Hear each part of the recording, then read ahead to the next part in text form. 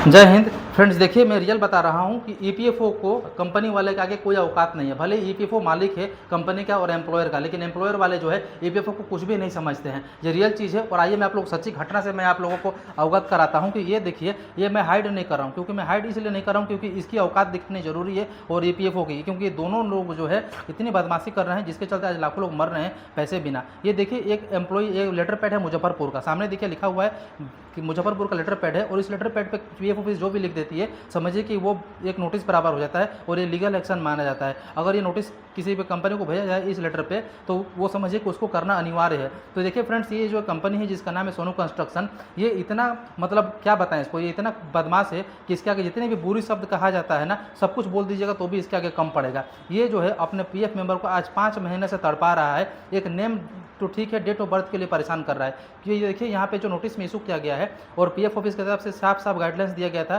कि भैया आप 7 दिन के अंदर में इसका जवाब दीजिए और इसका वर्क जो है जल्दी से जल्दी कंप्लीट करके दीजिए। लेकिन 7 दिन के कौन का है, आज 1 महीना हो गया। ये जो लेटर था 7/10 को इशू किया गया था और आज 9 या 10 तारीख हो गए हैं, अगस्त का 1 महीना हो गया, लेकिन कोई इस पर कार्रवाई नहीं की गई है, ना ही पीएफ मेंबर का कोई काम किया जा रहा है एम्प्लॉयर के तरफ से भी। ये फ्रेंड्स, मैं सीधा बात बोलता हूँ, ईपीएफओ को मैं सीधा बोलता हूँ कि जो भी कंपनी अगर मेंबर का काम नहीं कर रहा है उसका लाइसेंस सीधा आप सस्पेंड कीजिए। आपको किस बात का डर है? क्योंकि आप खुद ईपीएफओ है और आप खुद एक सरकारी संगठन है। जो लोग आपके नीचे काम करते हैं, एम्प्लॉयर को आपने पावर इसलिए दे रखा है कि वो मेंबर का हेल्प करे, ना कि वो भगवान बन बैठे। एक लाइसेंस लेकर वो लोग भगवान बन जाते हैं। सबको पता है कि एक दिन मरना है, ना तो वो एचआर की कुर्सी पर रहेंगे, ना वो किसी पोजीशन पर रहेंगे। एक दिन सबको मृत्यु लोक से यहाँ से जाना पड़ेगा। तो फिर घमंड और अहंकार किस बात का एक लाइसेंस लेकर?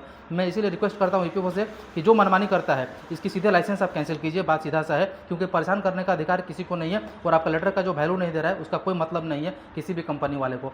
और ये देखिए, यहाँ पे इनका एक ही कंपनी है जो ये पहले लगाए थे रिक्वेस्ट, लेकिन कंपनी की तरफ से रिजेक्ट कर दिया गया था, अप्रूव नहीं कर रहे थे 5 महीने तक। बाद में जब सॉफ्टवेयर अपडेट के लिए चला गया था 2 महीने तक, सबको पता है। हालांकि पीएफ ऑफिस से गुजारिश करेंगे कि अब जितना हो सके उतना मेहनत करके अपना जो है जल्द से जल्द इसको ठीक किया जाए। और ये देखिए, जब ये दोबारा लगाया जा रहा है सॉफ्टवेयर अपडेट के बाद में, तो आज 20 दिन से यही बता रहा है कि you cannot process because JD request is already on going, जबकि कोई ऑन गोइंग नहीं है। डिलीट कर दिया गया था जब से सॉफ्टवेयर अपडेट हुआ है कि फिर से फ्रेश लगाया जाए, लेकिन फ्रेश नहीं लगाया जा रहा है क्योंकि पीएफ के अंदर बहुत सारी टेक्निकल ग्लिच आ चुके हैं जब से ये न्यू सॉफ्टवेयर आया है। आई होप जल्दी इसको ठीक करेंगे। और ये देखिए, जब दोबारा लग ही नहीं रहा है तो एम्प्लॉयर के पोर्टल से ये लग सकता था, लेकिन एम्प्लॉयर से बेचारा ये आज 20 दिन से एम्प्लॉयर को बोल रहे हैं, लेकिन एम्प्लॉयर इनका सुन नहीं रहा है। ये किसी सीए को हायर किए हैं, वो सीए एकदम सीए बैल है, जिसको चार्टर्ड अकाउंटेंट बोलते हैं, एकदम मूर्ख है। पता नहीं 5वां 6वां का पढ़ा है कि किस चीज़ का पढ़ा है, वो तो वही जानता है। वो सीधा फोन कट कर दे रहा है आज 20 दिन से, और इनकी मजबूरियों को नहीं समझा जा रहा है, जबकि इनके घर में किसी का ऑपरेशन कराना है, उसके बावजूद भी किसी का हेल्प नहीं किया जा रहा है। आई होप फ्रेंड्स इस टॉपिक को समझेंगे।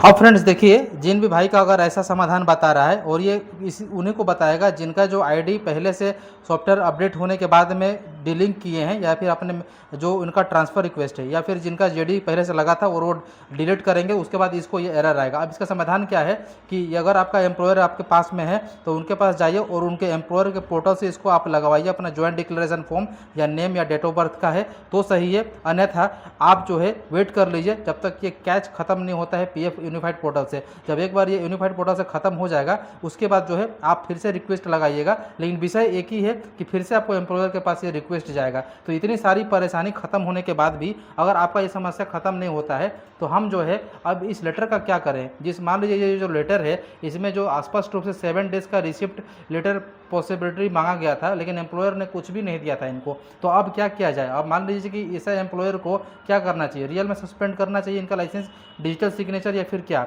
तो बिल्कुल सस्पेंड करना चाहिए, क्योंकि जो डिजिटल सिग्नेचर दिया जाता है पीएफ की तरफ से, वो काम करने के लिए दिया जाता है, ना कि भुजिया खाने के लिए और रोटी खाने के लिए दिया जाता है। अगर आप इस डिजिटल सिग्नेचर को लेकर अगर आप नहीं वर्क कीजिएगा मेंबर्स के ऊपर, तो फिर आपका क्या फ़ायदा वैसे डिजिटल सिग्नेचर का, जो किसी का काम का ही नहीं हो, क्योंकि डिजिटल सिग्नेचर भी एक समय पर एक्सपायर हो जाता है। तो इसीलिए मेरा फ्रेंड से वीडियो बनाने का मकसद था कि जिनका भी एम्प्लॉयर अगर वर्क नहीं कर रहा है या फिर काम नहीं करके दे रहा है, तो यही है कि इस पर स्ट्रिक्टली एक्शन लिया जाए पीएफ ऑफिस के तरफ से, और जो है इस तरह का जो बग है क्लियर है, इसको जल्द से जल्द खत्म किया जाए, ताकि लोग जो है फिर से सुचारू रूप से अपना काम कर सके, और जो भी डिस्टर्बेंस है वो जल्द से जल्द ईपीएफओ ठीक करे। मेरा मकसद एक ही था, आप लोगों का समझाना और कहने के लिए कि कभी भी जो है इस तरह का वीडियो बार बार देखने और समझने के लिए नहीं मिलता है, लेकिन शर्त एक ही है कि कभी भी गलत काम करने से पहले भी बचना चाहिए था। अगर ये चीज़ नहीं हुआ रहता तो फिर से आप इसको अपलोड कर सकते थे, लेकिन जब तक तक ये नहीं हटेगा तब तक आप और हम कोई भी कुछ नहीं कर सकता है। तो आई होप फ्रेंड्स ने आपका ये पूरा क्लियर टॉपिक्स हो गया होगा। और ये जो 1921 रुपया दिखाई दे रहा है, आखिर वो क्यों दिखाई दे रहा है, तो इसका भी कारण ज्वाइंट डिक्लेरेशन फॉर्म ही है। नहीं तो इस बंदे का 50-60 हज़ार रुपये आराम से निकलता है,